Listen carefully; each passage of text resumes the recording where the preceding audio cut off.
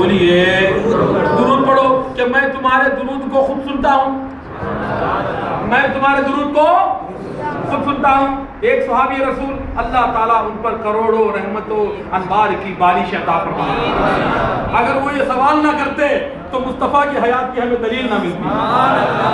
تو سرکار کے ایک صحابی کا بھی ہم پر بہت بڑا احسان ہے، انہوں نے سوال کیے اور وہابیوں کو جواب دینے کے لیے ہمیں جواب ملا۔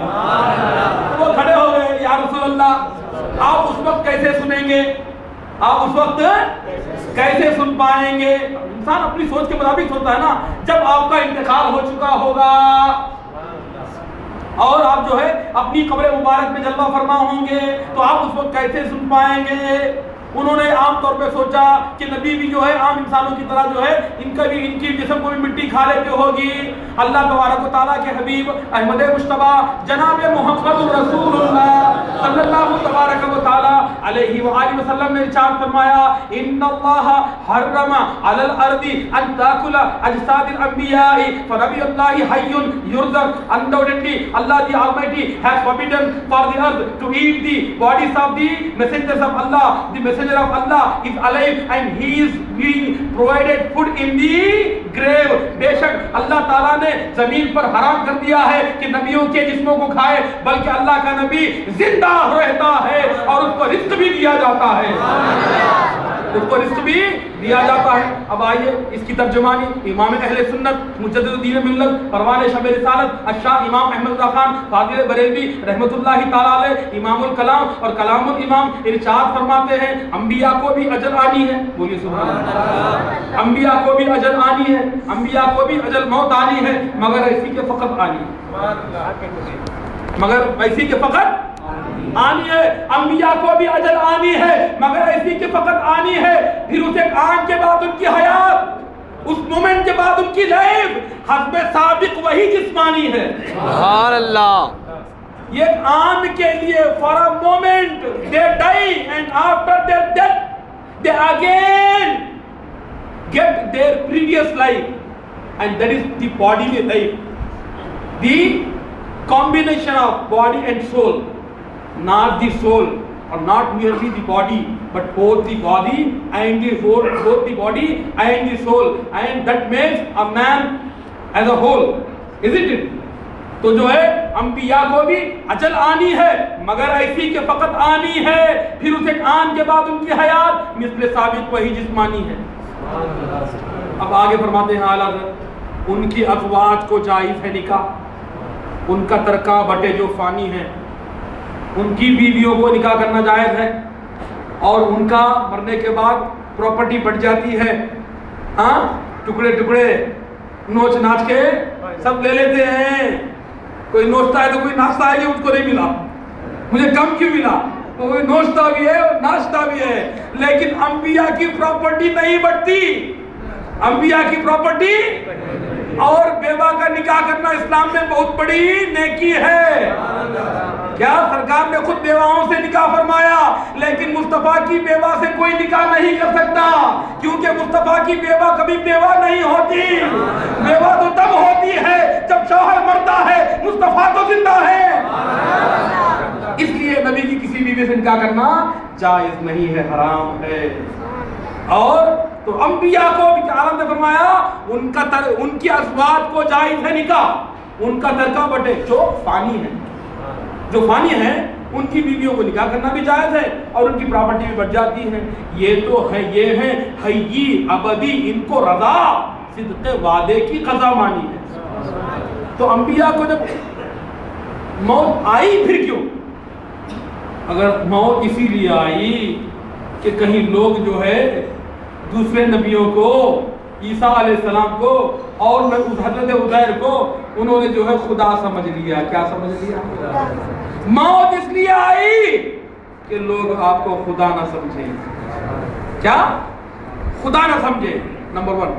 دوسرا پوائنٹ اس لیے آئی کہ اللہ تعالیٰ کا وعدہ پورا ہو جائے، کیا کل نفس ذائقۃ الموت، کل نفس every soul has to taste death, death has to taste، ہر نفس کو موت کا مزہ چکھنا ہے، کیا کرنا ہے؟ مرنا نہیں ہے. اللہ نے یہ نہیں فرمایا کہ ہر نفس کو مرنا ہے. موت کا مزہ چکنا ہے. آپ نے آج دوپہر میں کیا کھایا؟ بتائیے کیا کھایا؟ ارے جو بھی کھایا, پلاؤ کھایا, خورما کھایا, فرنی کھائی, جو بھی کھایا, نہاری کھائی ہو, کیا کسی کا ٹیسٹ اب باقی ہے؟ زبان میں ٹیسٹ باقی ابھی نہیں ہے. کیوں کہ ٹیسٹ جو ہو جاتا ہوتا ہے وہ تھوڑی دیر بعد جو ہے ویسٹ ہو جاتا ہے, مطلب کہ وہ نکل جاتا ہے. تو ٹیسٹ جو ہے وہ ویسٹ ہو جاتا ہے. چاہے جتنا بھی کرو پیسٹ, باقی نہیں رہتا ٹیسٹ. تو اب سنو, تو جس طرح ٹیسٹ غائب ہو جاتا ہے, موت بھی ایک ٹیسٹ ہے. موت بھی ایک ٹیسٹ ہے. اور تھوڑی دیر کے بعد دوبارہ زندگی واپس مل جاتی ہے. وہ ٹیسٹ اڑ جاتا ہے اور حقیقی زندگی دوبارہ مل جاتی ہے. تو انبیاء کو بھی اجل آنی ہے, مگر ایسی کہ فقط آنی ہے. مگر پھر آن کے بعد ان کی حیات مثل ثابت وہی جسمانی ہے. ان کے ازواج کو جائز ہے نکاح, ان کا ترکہ بٹے جو فانی ہے. یہ ہے حیی ابدی ان کو رضا, صدق وعدے کی قضا مانی ہے. قضا کے معنی ججمنٹ, موت. اللہ کے وعدے کی سچائی کے لیے ایک آنکھ کے لیے موت آتی ہے. اب اگر سرکار کو وصال مان بھی لیا جائے, صحابہ کو بہت پریشانی تھی کہ سرکار کے بعد کیا ہوگا. سرکار کے بعد جب آپ پردہ فرما لیں گے تو ہمارا کیا ہوگا. سرکار نے فرمایا میرے غلاموں غم نہ کرو, میرے غلاموں غم نہ کرو. اگر میں جا رہا ہوں تو چار کو چھوڑ کے جا رہا ہوں. اگر میں جا رہا ہوں تو چار کو چھوڑ کے جا رہا ہوں, اور ایک سے بڑھ کر ایک. سبحان اللہ. کوئی ابو بکر تو کوئی جو ہے وہ فاروق اعظم, سب اعظم ہیں سب. کوئی صدیق اکبر, کوئی فاروق اعظم, کوئی جو ہے حیدر کرار, تو ایسوں کو چھوڑے. تو سرکار نے فرمایا, حدیث پاک میں فرمایا, حیاتی خیر لکم و مماتی خیر لکم. میری زندگی بھی تمہارے لیے بہتر ہے اور میری وفات بھی تمہارے لیے بہتر ہے. میری وفات بھی تمہارے لیے بہتر ہے. اب یہ بولتے ہیں آج وفات ہے نا, حضور کی وفات ہے تو آپ وفات کیوں نہیں مناتے؟ تو وفات تو اس وقت مناتے, وفات تو اس وقت مناتے جب ہم آپ کو مردہ سمجھتے, مگر ہمارے نزدیک تو آپ زندہ ہیں. اور پھر سرکار نے تو سارا مسئلہ ہی صاف کر دیا کہ اگر میں جب تک زندہ ہوں, میں نے ظاہری حیات میں تم کو زندگی کا طریقہ دیا, تم کو زندگی کا سلیقہ دیا, تم کو کتاب کی تعلیم دی, تم کو حکمت کی تعلیم دی, تم کو جو ہے میں نے سیاست بھی سکھائی, تم کو میں نے شریعت بھی سکھائی, تم کو طریقت بھی سکھائی, تم کو معرفت بھی سکھائی, تم کو جو ہے جہاں بینی بھی سکھائی, تم کو جہاں بانی بھی سکھائی, اور ملک گیری بھی سکھائی, تم کو سب کچھ سکھایا اور تمہاری زندگی بنائی. میں نے اپنی ظاہری زندگی میں تمہاری ظاہری زندگی بنائی, اب میں اپنی آخرت کی زندگی میں تمہاری آخرت کو سنواروں گا, تمہاری آخرت کو سنواروں گا. یہاں رہا میں تو میں نے تمہاری دنیا روشن کر دی, اب وہاں رہوں گا تمہاری آخرت روشن کروں گا, تمہاری آخرت روشن کروں گا, اور وہاں تمہاری شفاعت کی تیاری کروں گا.